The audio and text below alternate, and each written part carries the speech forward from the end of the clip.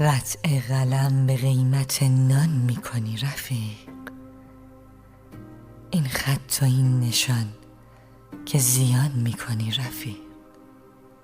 گیرم در این میانه به جایی رسیده ای، گیرم که زود دکه دکان میکنی رفیق. روزی که زین بگردد و بر پشتت افتد، حیرت ز کار و بار جهان میکنی رفیق.